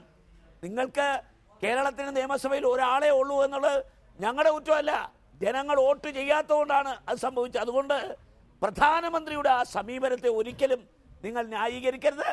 ആജീവനാന്തം നരേന്ദ്രമോദി ഇന്ത്യയുടെ കസേരയിൽ ഇരിക്കുമെന്ന് ആരും തെറ്റിദ്ധരിക്കരുത്. അതൊക്കെ നിങ്ങളുടെ വ്യാമോഹമാണ്. അതുകൊണ്ട് ഇവിടെ ഇപ്പം നമുക്കൊരു കാര്യം പറയാം. ചമ്പൽക്കാട്ടിലെ കൊള്ളക്കാരിയായ ഫുലാൻ ദേവി ഇന്ത്യൻ പാർലമെന്റിലേക്ക് തെരഞ്ഞെടുക്കപ്പെട്ട ഒരു രാജ്യമാണ്. അതുകൊണ്ട് തെരഞ്ഞെടുപ്പിൽ വോട്ട് കിട്ടി ആരെങ്കിലും ജയിച്ചാൽ അതിൻ്റെ പേരിൽ ഈ 1000 രൂപ 500 രൂപ നോട്ടുകൾ പിൻവലിച്ച നടപടിയെ ഇവിടുത്തെ ജനങ്ങൾ അംഗീകരിച്ചു എന്ന് നിങ്ങൾ വ്യാഖ്യാനിക്കരുത്. അത് ശരിയല്ല. ഇവിടെ ഇപ്പോൾ പ്രധാനമന്ത്രിയെ ഒന്ന് കണ്ടു, കേരളത്തിൽ നിന്നുള്ള നേതാക്കൾ കണ്ട് ഇവിടുത്തെ പ്രതിസന്ധി പറഞ്ഞാൽ എന്ത് സംഭവിക്കാനാ? പ്രധാനമന്ത്രി അതിന് മറുപടി പറയുന്നു. അത് മറുപടി പറയുക. ഇപ്പോൾ പ്രധാനമന്ത്രിയെ കണ്ടിരുന്നുവെങ്കിൽ തിങ്കളാഴ്ച ഈ പ്രതിഷേധ പരിപാടി സംഘടിപ്പിക്കാൻ പോലും ഇടതുമുന്നണിക്ക് ചിലപ്പോൾ കഴിയാതെ പോകുമായിരുന്നു. ഇതിപ്പോൾ ഓരോന്നായി വരിക, അതിനുള്ള സാധ്യത സർക്കാർ കൊടുക്കും. ഞങ്ങള് ഈ തരത്തിലുള്ള കള്ളപ്രചരണങ്ങളുടെ മുമ്പിലൊന്നും മുട്ടുമടക്കാൻ തയ്യാറല്ല. ഇപ്പോൾ കേരളത്തിൽ രാഷ്ട്രീയം കളിക്കുകയാണ്. കാരണം കേരളത്തിൽ ഇവർക്കൊരു പൊതുവായ താല്പര്യമുണ്ടായിരുന്നെങ്കിൽ ഈ MP-മാരുടെ യോഗത്തിൽ സുരേഷ് ഗോപിയെയും അതുപോലെ തന്നെ നമ്മുടെ മറ്റ് MP-യൊക്കെ വിളിക്കുമായിരുന്നല്ലോ. എന്താ ഇവർ വിളിക്കാതിരുന്നത്? ഇവർ കൊള്ളക്കാരുടെയും കള്ളന്മാരുടെയും കൂടെയല്ലേ? എനിക്ക് തോന്നുന്നു ബഹുമാനായ രാജ്മോഹൻ ഉണ്ണിത്താനെ പോലുള്ള മാന്യന്മാരായ ആളുകൾ എന്തിനീ കള്ളന്മാരുടെ കൂടെ നിൽക്കുന്നത്? കേരളത്തിൽ നടന്നുകൊണ്ട് ഇവരാർക്ക് വേണ്ടി ബാധിക്കുന്നത്? പാവപ്പെട്ടവന് വേണ്ടി ബാധിക്കുന്നത്. ഞങ്ങളുടെ നിലപാട് എന്താണെന്ന് വെച്ചാൽ പാവപ്പെട്ടവരുടെ കിടപ്പാടമില്ലാത്ത രാജ്യമാണ്. ഈ കൊച്ചിൻ കോർപ്പറേഷനിൽ തന്നെ 3500 പേർക്ക് കിടപ്പാടമില്ല. ഞങ്ങൾ പറയുന്നവർക്ക് കിടപ്പാടമുണ്ടാക്കാൻ കള്ളപ്പണക്കാരൻ്റെ പണം പിടിക്കുമെന്ന. ഞാൻ ചോദിക്കട്ടെ, അതൊക്കെ വെറുതെ കുപ്രചരണങ്ങളല്ലേ? ഇപ്പം ഞങ്ങൾക്കൊന്ന് പറയാനുള്ളത്, ഞങ്ങൾക്കെതിരായ ഇവർ നിലപാടുകൾ സ്വീകരിക്കുമ്പോൾ ഇവർ കള്ളന്മാരുടെയും കൊള്ളക്കാരുടെയും കരിഞ്ചന്തക്കാരുടെയും പൂഴ്ത്തിവെപ്പുകാരുടെയും കൂടെ നിൽക്കുമ്പോൾ ഞങ്ങൾ ജനങ്ങളുടെ കൂടെയാണ്. ഞങ്ങൾ ജനങ്ങളുടെ ഒപ്പം നിന്ന് അതിശക്തമായ പ്രതിരോധ തീർക്കും. കാരണം കേരളത്തിൽ മുഴുവൻ ഞാൻ നേരത്തെ പറഞ്ഞു, ഇവർ മുഴുവൻ പാവപ്പെട്ടവരെ ഒരു കവചമാക്കി സ്വീകരിക്കുക. ശ്രീ രാധാകൃഷ്ണൻ സമ്മതിച്ചു, താങ്കൾ പറയുന്നതൊക്കെ അവിടെ നിൽക്കട്ടെ. നമ്മളുടെ കേരള ഇപ്പോൾ പ്രധാന നഗരങ്ങളിൽ എടുക്കുക, ATM-ൽ ഇപ്പോഴും പണമായിട്ടില്ല.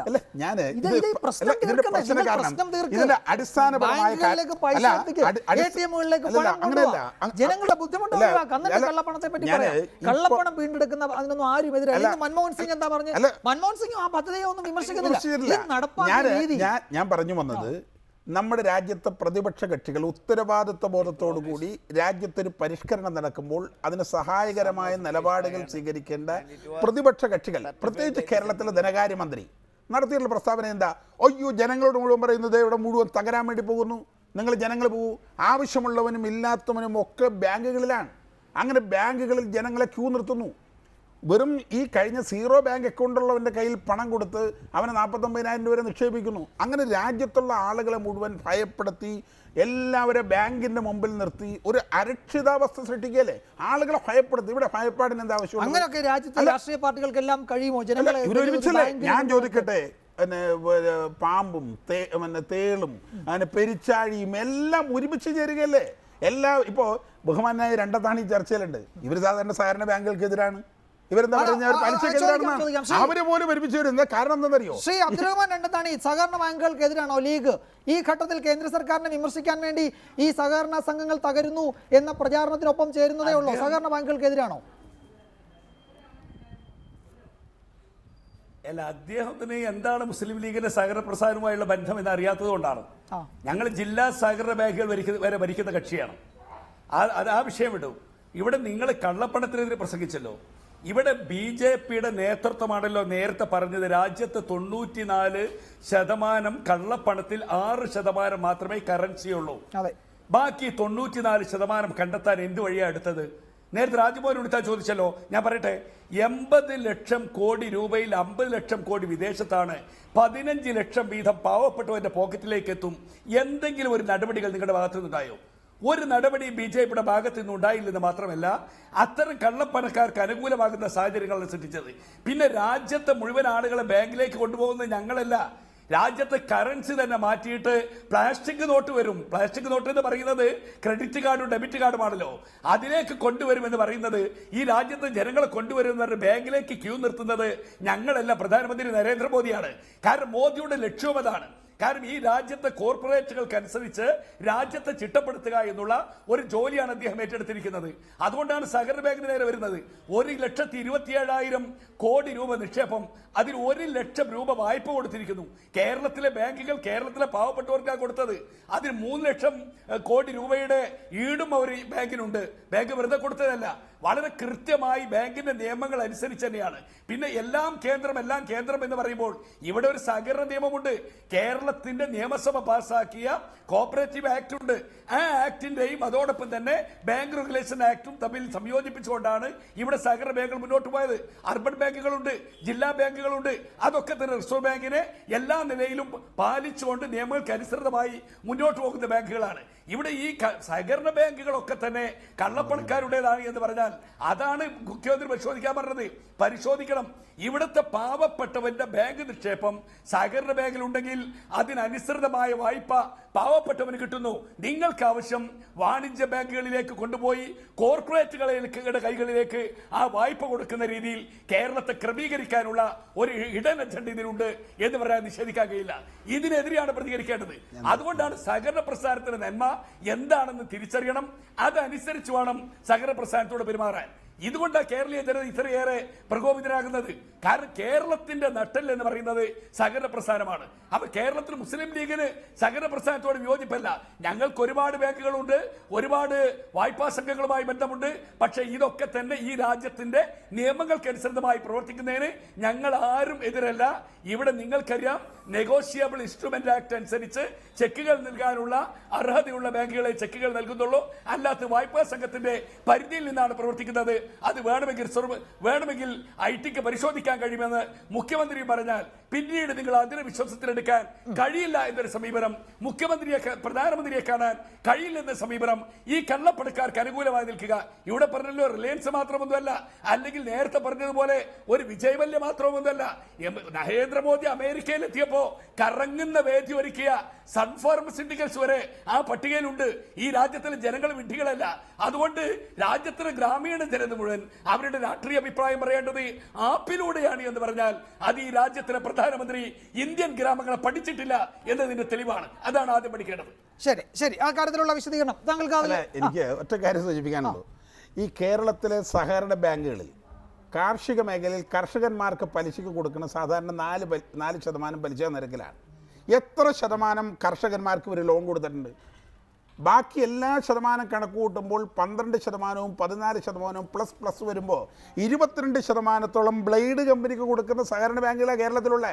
ഇല്ലെങ്കിൽ താങ്കൾ കണക്ക് വ്യക്തമാക്കും. ഞങ്ങൾ പലപ്പോഴും ചോദിച്ചല്ലോ, കേരളത്തിലെ സഹകരണ ബാങ്കുകളിൽ കാർഷിക മേഖലയുമായി ബന്ധപ്പെട്ട കർഷകന്മാർക്ക് നിങ്ങൾ എത്ര പണം കൊടുത്തിട്ടുണ്ട്?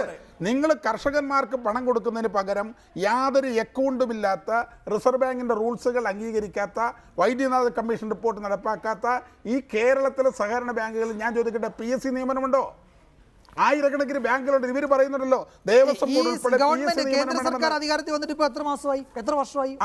നടപടി ഞാൻ ചോദിക്കട്ടെ, ഈ അക്കൗണ്ടുകൾ ഇപ്പൊ PSC നിയമനം നിൽക്കട്ടെ, ഈ പണം മിസ്യൂസ് ചെയ്യുന്നുണ്ടെങ്കിൽ അത് കണ്ടുപിടിക്കാൻ നടപടിക്രമങ്ങളുണ്ടല്ലോ. അതിന്റെ പേരിൽ ജനങ്ങളെ ബുദ്ധിമുട്ടിക്കാൻ പാടില്ലല്ലോ. ഒരു പ്രശ്നം വരുമ്പോൾ പറയുകയല്ലോ. ഇതിനു മുമ്പ് എന്ത് ചെയ്തു കേന്ദ്ര സർക്കാർ? 2013 ബഹുമാനായ ചിദംബരം ധനകാര്യമന്ത്രിയായിരിക്കുമ്പോൾ കേരളത്തിലെ 408 സർവീസ് സഹകരണ ബാങ്കുകൾ നിരീക്ഷണത്തിലാണ്. പല ഘട്ടങ്ങളിലും ഇവർക്ക് കത്തയച്ചു. ഇവരോട് ഈ കേന്ദ്ര ധനകാര്യ വകുപ്പ് വിശദീകരണം ചോദിച്ചിട്ടുണ്ട്. ഞങ്ങളുടെ കയ്യിൽ രേഖകളുണ്ട്. ഈ വിശദീകരണം ചോദിക്കുമ്പോഴൊക്കെ ഇവരെടുത്തുള്ള നിലപാടുകൾ, പണ്ട് ഒരു സുപ്രീം കോടതി ഇവർ പറഞ്ഞ് ഞങ്ങൾ സേവന വ്യവസ്ഥയിലാണ്.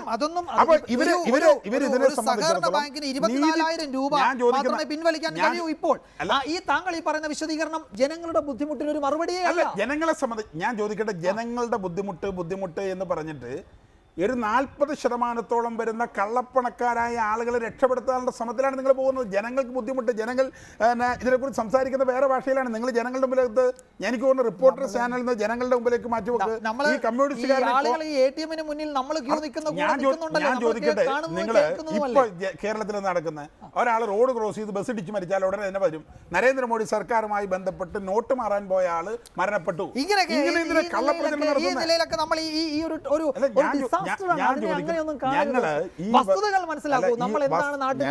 ഞങ്ങളുമൊക്കെ ഈ നാട്ടിലാണല്ലോ ജീവിക്കുന്നത്. ഏതെല്ലാം തരത്തിലുള്ള കള്ളപ്രചരണങ്ങളും നടത്തിയാലും ജനങ്ങളെ ബോധവൽക്കരിച്ച് ഞങ്ങൾ മുന്നോട്ട് അതാണ് ഇതിലെ മറുപടി. ഞാൻ ചോദ്യം ചോദിക്കണ്ടല്ലോ, താങ്കൾക്ക് വിശദീകരിക്കാമല്ലോ.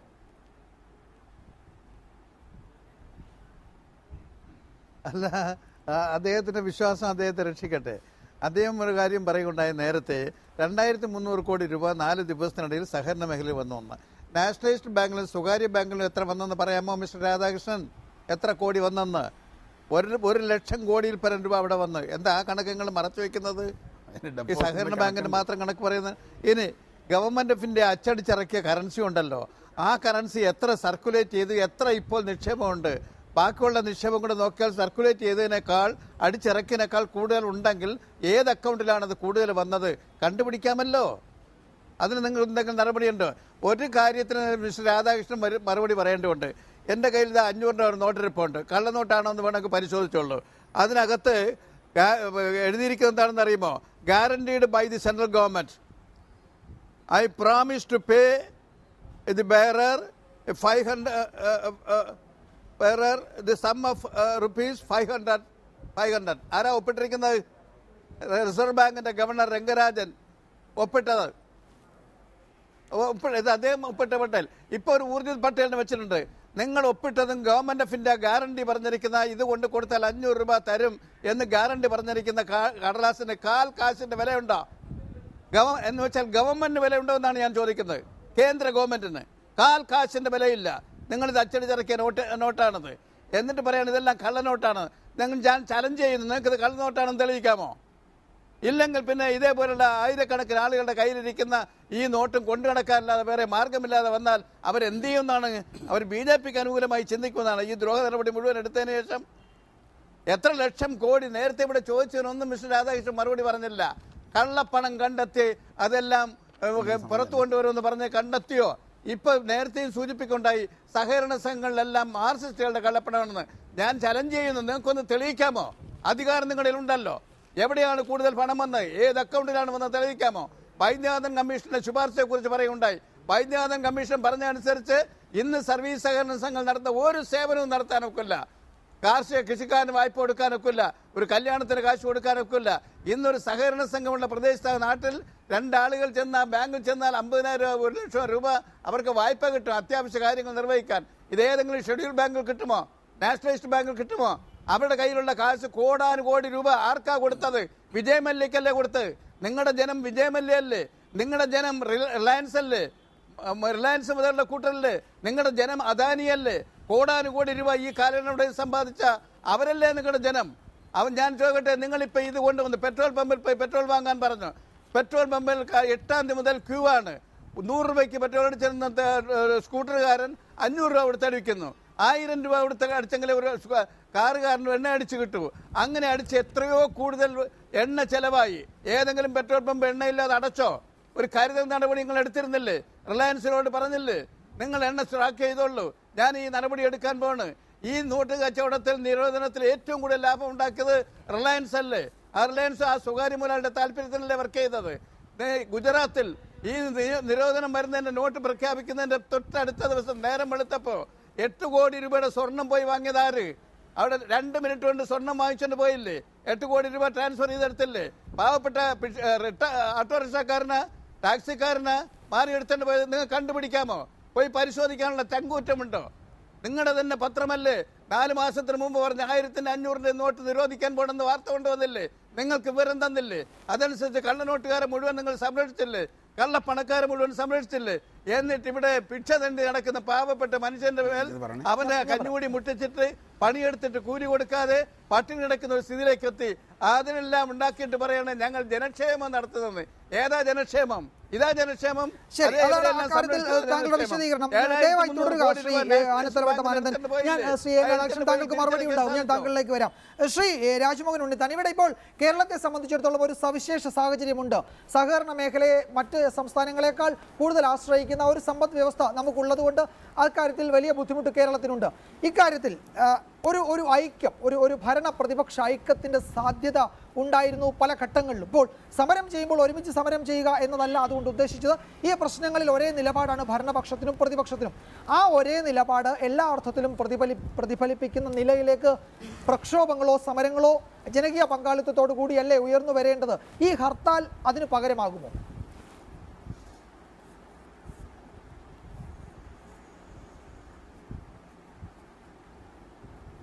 ഹർത്താൽ എന്ന് പറയുന്ന സമര രീതിയോട് ഞങ്ങൾക്കൊരിക്കലും യോജിക്കാനാവില്ല.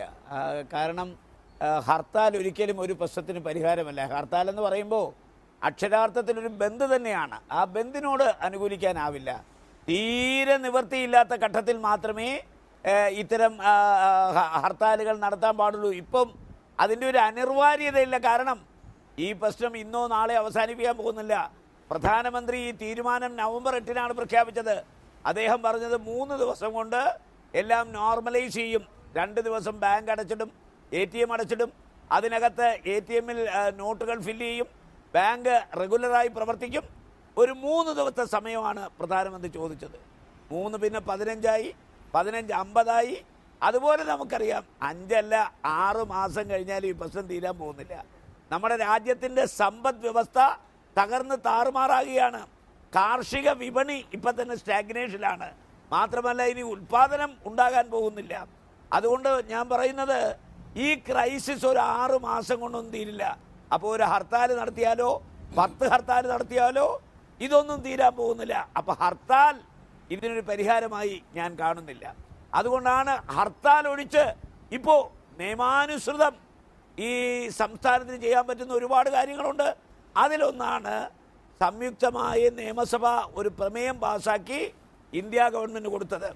ഇന്ത്യയിൽ കേരളത്തിൽ നിന്ന് തിരഞ്ഞെടുക്കപ്പെട്ട എല്ലാവരും, അത് രാജ്യസഭയായാലും പാർലമെൻ്റ് ആയാലും, സംയുക്തമായി പ്രധാനമന്ത്രിയെ കാണുക, അതുപോലെ ധനകാര്യമന്ത്രിയെ കാണുക, അതുപോലെ ഓൾ പാർട്ടി ഡെലിഗേഷൻ പോവുക, അതുപോലെ തന്നെ മറ്റു കാര്യങ്ങൾ സഹകാരികൾ ഒരുമിച്ച് ഇതിനു വേണ്ട മൂവ് നടത്തുക. ഇപ്പോൾ 14 ജില്ലാ സഹകരണ ബാങ്ക് കൂടി യോഗം കൂടി തീരുമാനിച്ച് ഇടുക്കി ജില്ലാ പ്രസിഡന്റ് ശ്രീ EM അഗസ്റ്റിയെ സുപ്രീം കോടതിയിൽ കേസ് നടത്താൻ ചുമതലപ്പെടുത്തി. അപ്പം ഞാൻ പറഞ്ഞത് നിയമപരമായ എല്ലാ മാർഗങ്ങളിലും നമ്മൾ ഒരുമിച്ചാണ് പോകുന്നത്. പിന്നെ ഇവിടെ ഇടതുപക്ഷ മുന്നണിയുണ്ട്, ഐക്യമുന്നണിയുണ്ട്, കോൺഗ്രസ് ഉണ്ട്, കോൺഗ്രസ് മുന്നണിക്കകത്ത് നിൽക്കുന്ന പാർട്ടികളുണ്ട്. അപ്പം ഞങ്ങളുടേതായ സമരമാർഗങ്ങൾ അവലംബിച്ച് മുന്നോട്ട് പോവുകയാണ്. ഒരു സംയുക്ത പ്രക്ഷോഭം, ആ പ്രക്ഷോഭത്തെക്കുറിച്ച് ഞങ്ങൾ ആലോചിച്ചിട്ടില്ല. അത് കോൺഗ്രസ് പാർട്ടി കൂടി അതിനകത്ത് ചർച്ച ചെയ്യണം. അതിനുശേഷം UDF വിളിച്ചു കൂട്ടണം, UDFൽ സംയുക്തമായിട്ട് ആലോചിക്കണം. എന്നിട്ട് മാത്രമേ UDFൻ്റെ കുടിയും LDFൻ്റെ കുടിയും കൂട്ടിക്കെട്ടി ഒരു സമരത്തെക്കുറിച്ച് ആലോചിക്കാനാവൂ. ആ ഒരു ഘട്ടത്തിലേക്ക് കാര്യങ്ങൾ കടന്നിട്ടില്ല. അതേസമയം കേരളത്തിൽ സഹകാരികൾ മുഴുവൻ ഈ രംഗത്തിൽ സമരരംഗത്താണ്. അതിനകത്ത് കോൺഗ്രസും കമ്മ്യൂണിസ്റ്റും എല്ലാം വരുന്നുണ്ട്, അതിനകത്ത് കോൺഗ്രസും ലീഗും എല്ലാം വരുന്നുണ്ട്. അതാണ് നമ്മൾ പറഞ്ഞത്. ഇനി ഒരു കാര്യം ഞാൻ രാധാകൃഷ്ണൻ്റെ ശ്രദ്ധയിലേക്ക് പെടുത്താം. ഞങ്ങൾ ഈ അടുത്ത കാലത്ത് മാതൃഭൂമി ചാനൽ ഒരു ചർച്ച നടത്തി. നിങ്ങളുടെ BJPയുടെ മുൻ സംസ്ഥാന പ്രസിഡന്റ് മുരളീധരൻ ആ ചർച്ചയിൽ പങ്കെടുത്തു. അപ്പം കേരളത്തിൽ ഈ BJPയുടെ നേതാക്കന്മാർ നേതൃത്വം കൊടുക്കുന്ന ഒരു പറ്റം സഹകരണ സ്ഥാപനങ്ങളുണ്ട്. ആ സഹകരണ സ്ഥാപനങ്ങൾ ബാങ്കിങ് റെഗുലേഷൻ ആക്ട് അനുസരിച്ച് പ്രവർത്തിക്കുന്ന സ്ഥാപനങ്ങളല്ല. അത് റിസർവ് ബാങ്കിൻ്റെ നിയന്ത്രണത്തിന് വിധേയമായി പ്രവർത്തിക്കുന്ന സ്ഥാപനങ്ങളല്ല. ആ സ്ഥാപനങ്ങൾ എന്തുകൊണ്ട് ഈ നടപ്പിലാക്കുന്നു ചോദിച്ചു. എന്തുകൊണ്ട് BJPക്കാർ അവിടെ റിസർവ് ബാങ്കിൻ്റെ നിയമം അനുശാസിക്കുന്നില്ല? എന്തുകൊണ്ട് ബാങ്കിങ് റെഗുലേഷൻ ആക്ടിന് വിധേയമായി പ്രവർത്തിക്കുന്നില്ല എന്ന് ചോദിച്ചപ്പോൾ ശ്രീ മുരളീധരൻ നടത്തിയ മറുപടി, ആദ്യം UDFും LDFും ഭരിക്കുന്ന സ്ഥലത്ത് ബാങ്കുകൾ നടപ്പിലാക്കട്ടെ, പിന്നെ ഞങ്ങൾ നടപ്പിലാക്കാന്ന. അപ്പം എന്ത് ആത്മാർത്ഥതയാണ് നിങ്ങൾ ഈ പറയുന്നതിനകത്ത്? അപ്പം UDFും LDFും നടപ്പിലാക്കുന്ന കാലത്തെ നിങ്ങൾ നടപ്പിലാക്കുന്നു എന്ന് പറഞ്ഞാൽ പിന്നെ നിങ്ങൾക്ക് എന്ത് അവകാശം ഈ ബാങ്കിങ് റെഗുലേഷൻ ആക്ടിനെ കുറിച്ച് പറയാൻ, റിസർവ് ബാങ്കിന്റെ നിയന്ത്രണത്തെക്കുറിച്ച് പറയാൻ? ഇവിടെ ഒരു കാര്യം രാധാകൃഷ്ണൻ ശ്രദ്ധിച്ചു. ഈ ക്രൈസിസ് വന്നിട്ട് ഇന്ന് വരെ റിസർവ് ബാങ്കിന്റെ ഗവർണർ ഉർജിത് പട്ടേൽ ജനങ്ങളെ കണ്ടിട്ടില്ല, പത്രസമ്മേളനം വിളിച്ചിട്ടില്ല. റിസർവ് ബാങ്കിന്റെ സകല കാര്യങ്ങളെ കുറിച്ച് പറയേണ്ടത് പ്രധാനമന്ത്രിയാണോ, ധനകാര്യമന്ത്രിയാണോ?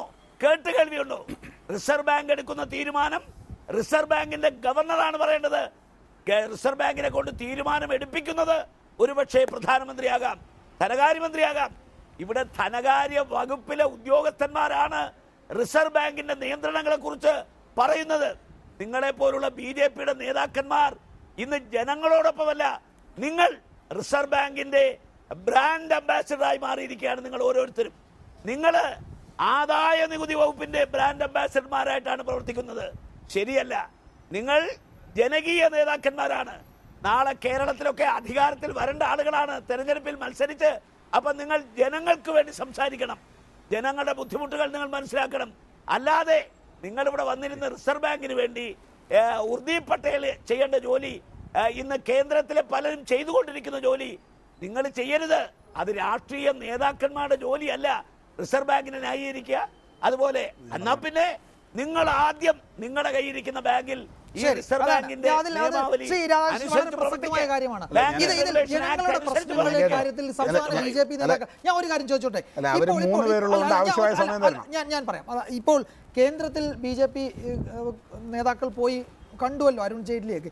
ഇവിടുത്തെ യഥാർത്ഥ പ്രശ്നം അതിനൊരു പരിഹാരം കാണുന്നതിന് വേണ്ടുന്ന നിർദ്ദേശങ്ങളല്ലേ സമർപ്പിക്കേണ്ടത്? സ്വാഭാവികമായി അങ്ങനെ എന്തെങ്കിലും സമർപ്പിച്ചതായിട്ട് നമ്മൾ കാണുന്നില്ല. പ്രശ്നങ്ങളൊന്നും പരിഹരിക്കുന്നില്ല. സഹകരണ മേഖല പ്രതിസന്ധി തുടരുകയാണ്. സ്വാഭാവികമാണ് ഈ വിമർശനങ്ങൾ. അല്ല, ഇപ്പോൾ ഏതായാലും 3 പേരും എനിക്ക് എതിരായിട്ട് നിൽക്കുന്ന 3 ആളുകളുണ്ട്.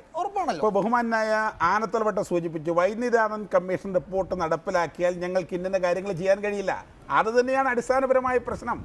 ഇന്ത്യയിലെ എല്ലാ സംസ്ഥാനങ്ങളും, തമിഴ്നാട് ഒഴികെയുള്ള എല്ലാ സംസ്ഥാനങ്ങളും ഈ നിയമം നടപ്പിലാക്കുമ്പോൾ ഇവിടെ നടപ്പാക്കാത്തതിൻ്റെ കാരണം എന്താ? കേരളത്തിലെ ഭരണവർഗ മുന്നണികളുടെ കള്ളപ്പണം മുഴുവൻ സഹകരണ ബാങ്കുകളിലാണ്. ഏതാണ്ട് 40% കേരളത്തിലെ ഭരണവർഗ മുന്നണികൾ കള്ളപ്പണം നിക്ഷേപിക്കുന്നു. ഞാൻ ചോദിക്കട്ടെ, കേരളത്തിൽ കണ്ടെയ്നറിൽ 30,000 കോടി രൂപ വന്നു. ഇടതുപക്ഷ ജനാധിപത്യ മുന്നണി ഭരിക്കുന്നു. 10,000 കോടി രൂപയോളം കണ്ടെത്തി എന്ന് പറയുന്നു. 20,000 കോടി രൂപ എവിടെ പോയി? ആ 20,000 കോടി രൂപ കേരളത്തിൽ സമാന്തര സമ്പത്ത് വ്യവസ്ഥയ്ക്ക് നേതൃത്വം കൊടുക്കുന്ന നിങ്ങളെപ്പോലുള്ള പത്രദൃശ്യ മാധ്യമങ്ങളാണ്. അല്ല, ഞാൻ ചോദിക്കുന്നത്,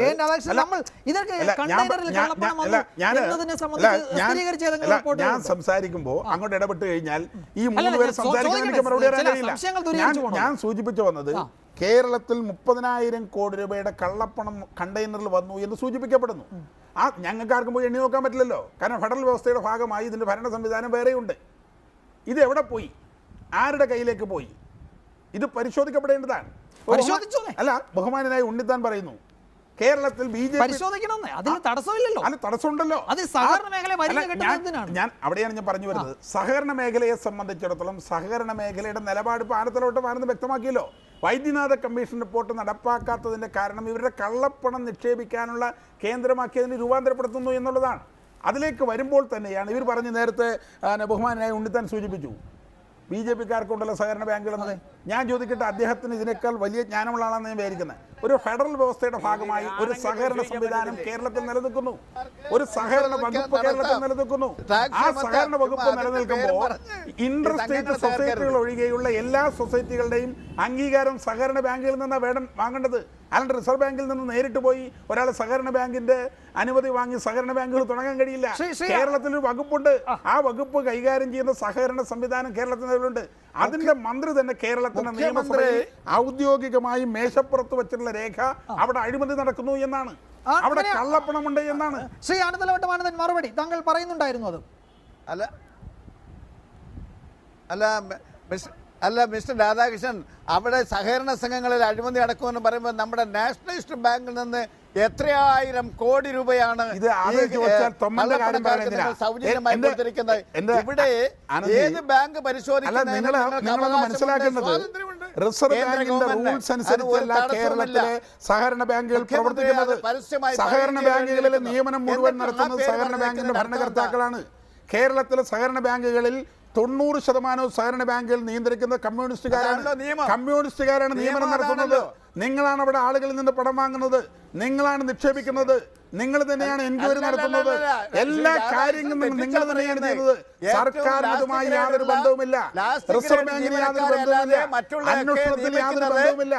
ആ ഒരു സാഹചര്യത്തിൽ എങ്ങനെയാണ് മനസ്സിലാക്കാൻ കഴിയുക? റിക്രൂട്ടിംഗ് ബോർഡാണ്. എന്റെ അർജി, നിങ്ങൾ ഈ സഹകരണ ബാങ്കുകളിൽ നിങ്ങളുടെ ബോർഡുകൾ ഞാൻ ചോദിക്കട്ടെ, നിങ്ങൾക്ക് എന്താ PSCക്ക് വിട്ടാൽ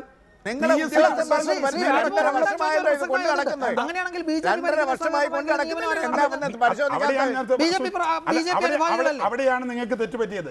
ഒരു സഹകരണ ബാങ്കുകളിൽ രാജ്യത്ത് നിയമനം നടത്തണമെങ്കിൽ സഹകരണ നിയമങ്ങൾ കേരളത്തിൽ നിലവിലുണ്ട്. ഒരു സഹകരണ മന്ത്രി കേരളത്തിൽ നിലവിലുണ്ട്.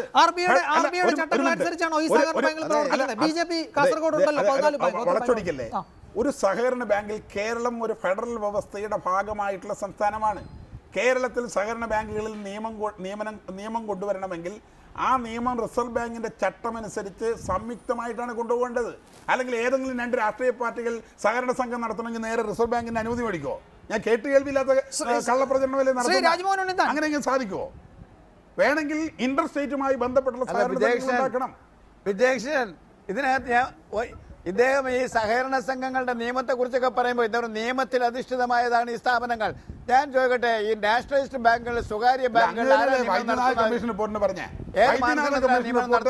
ഞാനല്ലോ അങ്ങാണല്ലോ പറഞ്ഞ വൈദ്യനാഥ കമ്മീഷൻ ഞങ്ങൾ നടപ്പിലാക്കി. എന്തുകൊണ്ട് ഏതെല്ലാം കാര്യത്തിൽ വായ്പ കൊടുക്കാം, വായ്പ കൊടുത്തുവിടാന്നുള്ള കണ്ടീഷൻ അല്ലാതെ ഏതെങ്കിലും സംഘം പരിശോധിക്കുന്നതിന് വൈദ്യനാഥ കമ്മീഷൻ പറഞ്ഞതിന് ആരും വൈദ്യനാഥ കമ്മീഷൻ വായ്പ കൊടുക്കാവൂ, ആ നിർദ്ദേശങ്ങൾ വന്നപ്പോ എതിർത്തിട്ടുണ്ട്.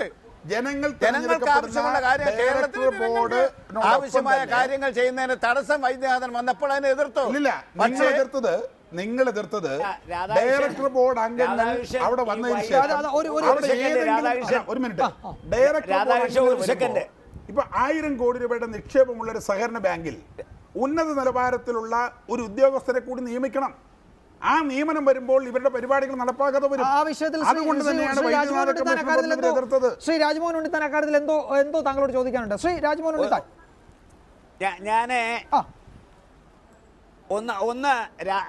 ഒന്ന് രാധാകൃഷ്ണൻ, ഈ സഹകരണ സ്ഥാപനങ്ങളിലെ നിയമനം എന്ന് പറയുന്നത് ക്ലാസ് 4 ജീവനക്കാരെ മാത്രമേ നിയമിക്കാൻ ആ സഹകരണ ബാങ്കിന് അധികാരമുള്ളൂ. അതിന് മുകളിലുള്ള സകല നിയമനങ്ങളും ഒരു പ്രത്യേക റിക്രൂട്ടിംഗ് ബോർഡിന്റെ കീഴിലാണ്. അത് പബ്ലിക് സർവീസ് കമ്മീഷന് നിയമനം വിട്ടതാണ്. അത് ഏറ്റെടുക്കുന്നതുവരെ തൽക്കാലം ഒരു റിക്രൂട്ടിംഗ് ബോർഡിന്റെ കീഴിൽ നമ്പർ 1. 2, അപെക്സ് ബോഡി ഇപ്പോഴും PSC ആണ്. നമ്പർ 2, ഒരു കാര്യം പറയാം, ഞാൻ പറഞ്ഞോട്ടെ. വൈദ്യനാഥൻ കമ്മീഷന്റെ റിപ്പോർട്ട് എന്തുകൊണ്ട് നടപ്പിലാക്കുന്നില്ല പറയട്ടെ. ഈ വൈദ്യനാഥൻ കമ്മീഷനെ വെച്ചത് UP ആണല്ലോ, റിപ്പോർട്ട് കൊടുത്തത് 2005-ലാണല്ലോ. അതിവിടെ നടപ്പിലാക്കാത്തതിന്റെ കാരണം, അത് നടപ്പിലായി കഴിഞ്ഞാൽ സേവന മേഖലയിൽ നിന്ന് സഹകരണ പ്രസ്ഥാനങ്ങൾ പിന്മാറി വരും. ഇപ്പൊ വായ്പ കൊടുക്കുന്ന ആർക്കാ? കുടുംബശ്രീക്ക് കൊടുക്കുന്നുണ്ട്, അയൽക്കൂട്ടത്തിന് കൊടുക്കുന്നുണ്ട്, അതുപോലെ നീതി മെഡിക്കൽ സ്റ്റോർ നടത്തുന്നുണ്ട്, പിന്നെ കാർഷിക മേഖലയ്ക്ക് വായ്പ കൊടുക്കുന്നുണ്ട്. അപ്പോ ഇന്ന് ഈ വൈദ്യനാഥൻ കമ്മീഷൻ റിപ്പോർട്ട് പ്രാവർത്തികമായി കഴിഞ്ഞാൽ ഈ സേവന മേഖലയിൽ പിന്നെ ഒരിക്കലും ഈ സ്ഥാപനങ്ങൾക്ക് കടന്നു ചെല്ലാൻ പറ്റില്ല. അതോടുകൂടി ഗ്രാമീണ സമ്പദ് വ്യവസ്ഥ തകരും. നമുക്ക് സാധാരണക്കാരെ സഹായിക്കാൻ പറ്റാവരും. നമ്പർ 1. നമ്പർ 2, ബാങ്കിലെ വായ്പയും നിക്ഷേപവും അതിലായി ചുരുങ്ങേണ്ടി വരും. അതിലും നിയന്ത്രണം വരും. അല്ലാതെ കള്ളപ്പണം നിക്ഷേപിക്കാനും കള്ളപ്പണക്കാരെ സഹായിക്കാനും അല്ല. പാവപ്പെട്ടവരെ സഹായിക്കണമെങ്കിൽ സേവന മേഖലയിൽ സഹകരണ പ്രസ്ഥാനത്തിന് നിലനിന്നേ പറ്റൂ. അതുകൊണ്ടാണ് മാറി മാറി വന്ന ഗവൺമെന്റുകൾ വൈദ്യനാഥൻ കമ്മീഷന്റെ റിപ്പോർട്ടിനെ എതിർത്തത്. അല്ലാതെ കള്ളപ്പണം നിക്ഷേപിക്കാൻ